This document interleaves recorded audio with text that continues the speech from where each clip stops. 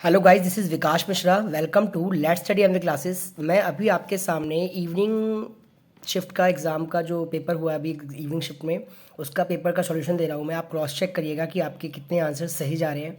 ये जो हमारा मॉर्निंग शिफ्ट का मैंने अपलोड कर दिया है, अब आप ये इवनिंग शिफ्ट का है, एक बार आप देख के एनालाइज करिएगा कि हमारे कितने आंसर्स बिल्कुल सही हैं। देखिए, फर्स्ट क्वेश्चन जो आपके एग्जाम में आया हुआ है, कहता है कि एक वर्ग अंतराल का आपको वर्ग चिन्ह, यानी कि आपको वर्ग चिन्ह का मतलब होता है दोस्तों कि आपको उसने मिड वैल्यू क्लास इंटरवल आपको दे रखा है, यानी क्लास मार्क का क्लास इंटरवल, यानी कि आपको मिड वैल्यू उसने दे रखी है 10, ठीक है। और आपको क्लास साइज यानी कि उसने एच आपको दे रखा है 6। तो ना L1 निकालने का फॉर्मूला होता है मिड वैल्यू माइनस h/2। तो मिड वैल्यू हो गई 10, एच है हमारे पास 6 को 2 से डिवाइड करो 3, तो 7 आ गया। तो इसका मतलब B is the right answer. अब कहता है कि एवरी पॉइंट और नंबर लाइन रिप्रेजेंट, अगर एक लाइन पर जितने भी पॉइंट्स होते हैं तो क्या वो सारे नेचुरल नंबर होते हैं? नहीं जी। सारे रैशनल? नहीं जी, इरेशनल नहीं। यूनिक रियल नंबर होता है। रियल नंबर का मतलब ये हो गया कि वो नंबर आपका रूट में भी हो सकता है, वो नंबर आपका आपका रैशनल भी हो सकता है, वो इरेशनल भी हो सकता है। तो एवरीथिंग इज टू बी, तो फर्स्ट इसका आंसर बिल्कुल सही होगा। जैसा कि हम जानते हैं कि हमारा कम्प्लीमेंट्री एंगल 90 डिग्री का होता है जब हम दोनों को ऐड करते हैं, तो इन दोनों को हम ऐड करेंगे तो हमारा इक्वल टू 90 होना चाहिए। तो ये हो गया 4x, ये हो गया 10 माइनस का, यहाँ पे उधर जाके प्लस हो जाएगा, 100 हो गया। तो x की वैल्यू 25 आ गया। इसका मतलब D is the right answer of this question. फिर ये वाला क्वेश्चन है, कह रहा है दो पैरेलल लाइन है ए और ये 2a दिया हुआ है, आपको x की वैल्यू निकालनी है। हमें पता है कि इन दोनों का सम कितना होता है, 180 होता है, क्योंकि the interior angle of a transversal line is equal to 180। आपने दोनों को ऐड किया, equal to 180, 3a equal to 180, a का 60 आ गया। जब a 60 आ गया तो ये कितना रहेगा मेरे दोस्त, 120 हो जाएगा। 60 से मल्टीप्लाई करेंगे तो 120, इसका मतलब C is the right answer. Very easy question, find the value of K. आपको एक्स और वाई की वैल्यू दे रखी है, आपने यहाँ पे रखा, के की वैल्यू 3 आ गई, 3 इज द राइट आंसर। ये तो बहुत आसान क्वेश्चन था। ये सेम क्वेश्चन आपको इवनिंग मॉर्निंग शिफ्ट में मिला था कि the coordinate of the point whose abscissa is -5 lies on x axis. तो अगर कोई पॉइंट है एक्स एक्सिस पे ही लाई कर रहा है, इसका मतलब उसने एक्स कुछ रहा होगा, वाई कुछ नहीं रहा होगा। तो एक्स की वैल्यू -5 हो गई, वाई 0 हो गया। तो इसका मतलब B is the right answer of this question. ऐसा कौन सा नंबर है जो इसमें इरेशनल है? इरेशनल की पहचान देख ही रहे हैं आप, ये ऊट पटांग नंबर जो बह रहा होता है इसे इरेशनल बोलते हैं। तो ये आपका इरेशनल नंबर हो गया।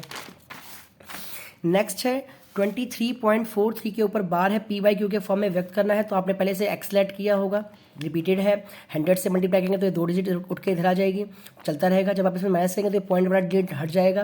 तो इसका जब इसमें से आप माइनस करेंगे इसको, इक्वेशन नंबर सेकंड में से इक्वेशन फर्स्ट को माइनस करेंगे तो ये घट जाएगा यहाँ से। अब यहाँ से ये डिवाइड में आ जाएगा, बट्टे में 99 आ गया। तो इसका मतलब ये आपका राइट आंसर हो जाता है। फिर कहता था upper limit of the class interval having the lower limit आपको 13 दिया हुआ है, क्लास मार्क 15 दिया हुआ है। तो इस पर आपको लोअर लिमिट दे रखा है, मिड वैल्यू भी दे रखी है, एच का पता नहीं है। तो पहले आपने यहाँ से एच को फाइंड आउट किया, इधर आएगा प्लस, उधर जाके माइनस हो जाएगा, तो 2 आ गया, यानी कि 4 आ गया यहाँ पे एच। जब एच 4 आ गया तो आप यहाँ पर आपकी सेकेंड लिमिट यानी कि लोअर लिमिट का जो अपर लिमिट होती है उसे निकाल सकते हैं, मिड वैल्यू प्लस h/2। तो मिड वैल्यू में आपने +2 ऐड कर दिया तो 17 आपका आंसर यहाँ पर आ जाएगा। The length of each side of equilateral, आपको एरिया दिया हुआ है। तो आपको एरिया यहाँ पर दे रखा है 4√3 मेरे दोस्त। तो एरिया दे रखा है, आपको पता है कि फॉर्मूला होता है √3/4 साइड का स्क्वायर इक्वल टू में 4√3। तो 4 से 4 आप यहाँ पे काट सकते हैं, तो ए स्क्वायर इक्वल टू में 16 हो गया। तो फाइनली जो ए की वैल्यू कितनी हो जाएगी, 4 सेंटीमीटर। तो उसने लाइन पूछा था आपसे, तो आप 4 सेंटीमीटर यहाँ पे आंसर लगाएंगे। फिर कहता है कि अगर ये वाली एंगल 3 है, ये वाला आपके पास 5 है और ये राइट एंगल है, तो जब आप राइट एंगल लगाएंगे तो ये 4 हो जाएगा। जब आप राइट एंगल की प्रॉपर्टी लगाएंगे तो ये 4 हो जाएगा, ये 4 होगा तो ये भी 4 ही हो जाएगा। दैट्स ऑल, सिंपल सी बात है। तो इसका मतलब यहाँ पे भी इसका आंसर क्या आ जाएगा, 4 आ जाएगा। नेक्स्ट क्वेश्चन है, कह रहा है कि ये दो ट्रायंगल आपस में कॉन्ग्रुएंट हैं, इसका ये एंगल आपस में बराबर है ए बी, है ना। तो विच इज़ द करेक्ट, इसमें करेक्ट क्या होगा? तो आप एक चित्र बनाएंगे पहले, इस तरह से ऐसा बनाएंगे। आप यहाँ लिखेंगे ए, यहाँ लिखेंगे बी और यहाँ लिखेंगे सी। अब जैसे यहाँ पे लिखा हुआ है वैसे ही बना देंगे। यहाँ लिखेंगे एफ, यहाँ लिखेंगे डी और यहाँ लिखेंगे ई। अब आप गौर से देखिएगा, इसने कहा है कि बी वाला एंगल 40 डिग्री है, ठीक है, और ए भी हमारा क्या है, 40 डिग्री है, ठीक है। बी भी 40 है, ए भी 40 है, ये भी 40 है और ये भी 40 है। तो इसका मतलब यहाँ पर ये भी 40 होगा और ये भी 40 होगा, कॉमन सी बात है।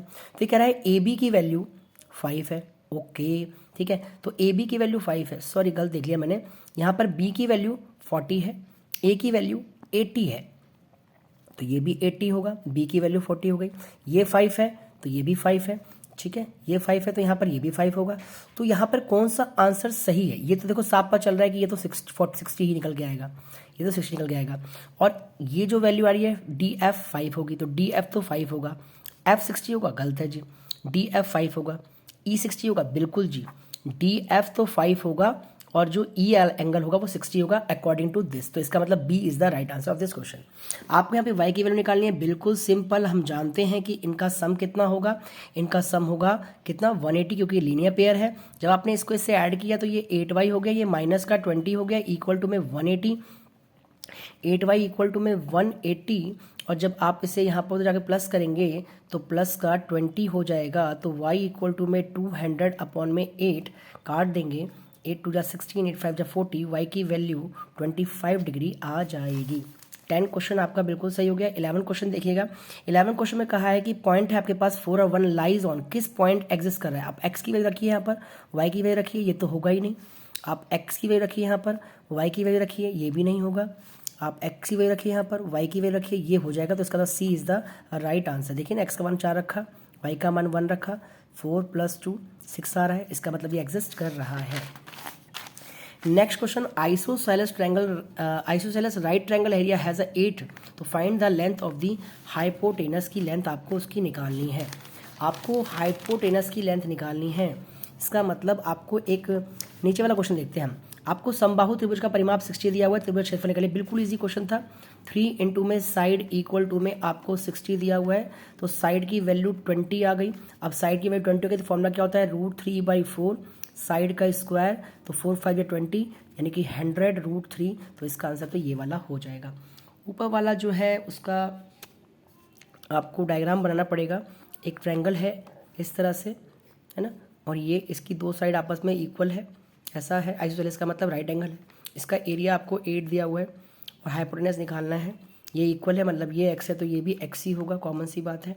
तो आप लगाएंगे फॉर्मूला 1/2 बेस इंटू में हाइट इक्वल टू में एरिया आपको 8 दिया हुआ है, तो यहाँ पर आ गया x² इक्वल टू में 16, है ना। तो x की वैल्यू 4 आ गई, मतलब ये भी 4 है, ये भी 4 है, तो ये कितना हो जाएगा, तो हाइपोटेनस हो जाएगा आपके पास √16 + 16 यानी कि 32, यानी कि A is the right answer.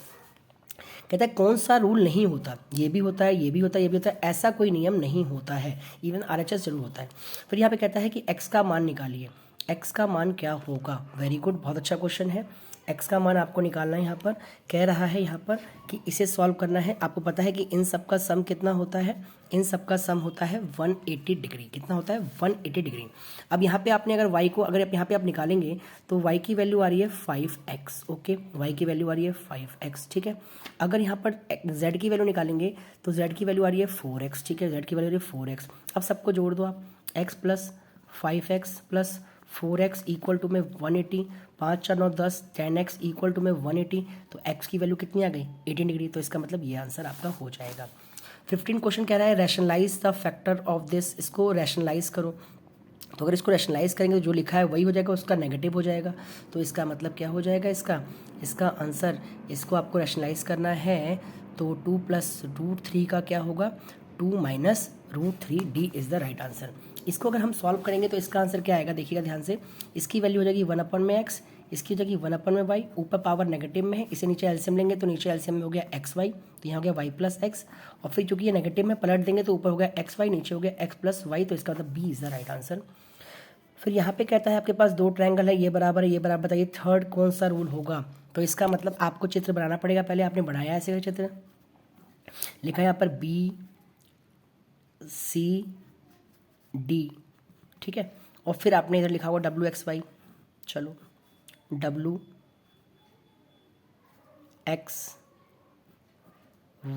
क्योंकि BD जो है वो बराबर किसके है, WX के, एंगल B जो है वो बराबर किसके है, X के।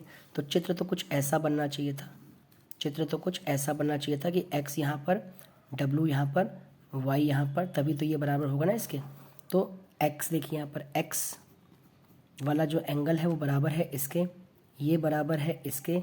तो आप बताइए क्या Y वाला एंगल, अगर मुझे ए एंगल, देखो एक साइड हो गई, एक एंगल बताना है, तो क्या एंगल Y जो है वो D के बराबर होगा, नहीं जी। क्या एंगल C जो है वो D के बराबर, नहीं जी। क्या एंगल D जो है वो W के बराबर होगा, हाँ भाई ये तो हो सकता है। तो C is the right answer of this question. 16 question हमने करा दिया आपको।